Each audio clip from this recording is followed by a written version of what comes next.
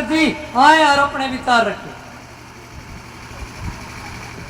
के अध्यक्ष आदरणीय एलावत साहब, मेरे सामने बैठे हुए किसान योद्धाओं, मातृशक्ति और मेरे संयुक्त किसान मोर्चा के सम्मानित साथी जो यहाँ बैठे हैं, उन सबका स्वागत है। उन सबको जय किसान, राम राम।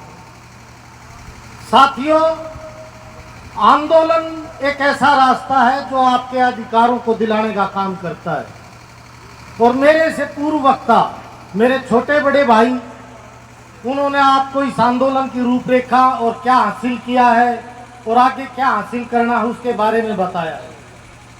और मैं इस पंचायत के अंदर आए हुए सभी सदस्यों से ये गुजारिश करूंगा कि जो सरकारी आदमी है, जो सरकार के साथ है, वो तो उठ के दाएं बाएं जा सकते हैं, और जो इस आंदोलन को समर्थन दे रहे हैं, इस आंदोलन की लड़ाई को लड़ना चाहते हैं, वो कृपया करके पंडाल में बैठ जाए। साथियों, देखो बातें सारी आ चुकी हैं किस प्रकार से इस आंदोलन को लड़ा जा रहा है, लेकिन इसके साथ मैं कुछ सुझाव आप लोगों को देना चाहूंगा। प्रधान जी ध्यान दें जरा अपनी चर्चा से। मेरा सुझाव ये है कि देखो, हमने कुछ अपने युवा साथी छांटे थे इस आंदोलन को लड़ने के लिए, और उन युवा साथियों ने अपने आप को साबित किया है, इस आंदोलन को आगे तक लेके आए हैं। लेकिन साथियों, ये जो जमीन है, ये हमारे बूढ़े जो बुजुर्ग हैं, बाप दादा हैं, उन्होंने पीढ़ी दर पीढ़ी बचा के रखी और अपनी आने वाली पीढ़ी को दिया है। तो मैं इन बूढ़े बुजुर्गों से ये गुजारिश करूंगा कि इस जमीन को आने वाली पीढ़ी के लिए बचाएं, और खासतौर पे उस आयु के आदमियों से ये गुजारिश करूंगा जो तकरीबन 60 साल की उम्र पे आ चुके हैं, क्योंकि 60 साल की उम्र तक हर आदमी की अपनी जो जिम्मेदारियां होती हैं, जो एल छेल के काम होते हैं या किसी प्रकार के भी जिम्मेदारी के काम होते हैं, उन कामों से वो पूर्णतः मुक्त हो जाता है, चाहे वो उसके बच्चों को पढ़ाने का हो, उसकी शादी ब्याह का हो।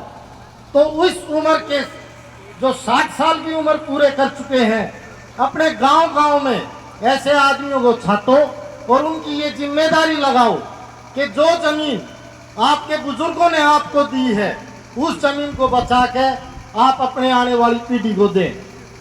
क्योंकि 60 साल के बाद ना तो कोई ऐसी जिम्मेदारी रह जाती है कि भाई घर परिवार वालों को उसके बिना नहीं सरेगा। तो ऐसे सभी लोगों को आप जागृत करो। 60 साल से ऊपर के जितने भी साथी हैं, वो खास तौर पे इन आंदोलनों में आए।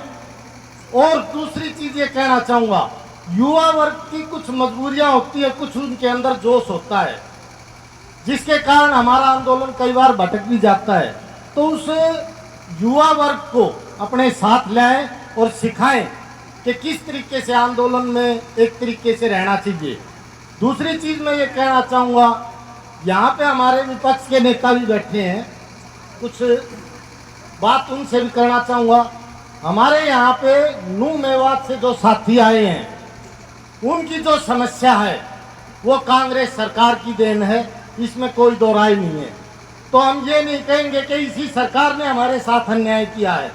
सरकारें चाहे कोई भी आए, आने वाले समय में भी सरकार पलटी होंगी, लेकिन सरकारों के खिलाफ हम आंदोलनकारियों को हमेशा से इकट्ठा रहना पड़ेगा और लड़ाई लड़नी पड़ेगी। क्योंकि जो नूह मेवात का मसला है, उस मसले को कांग्रेस की सरकार ने ही खड़ा किया था, और इस सरकार ने उस पर आग में घी डालने का काम किया है। चलती लड़ाई के अंदर जो सैनिक पीछे हट जाते हैं वो गद्दार कहलाते हैं।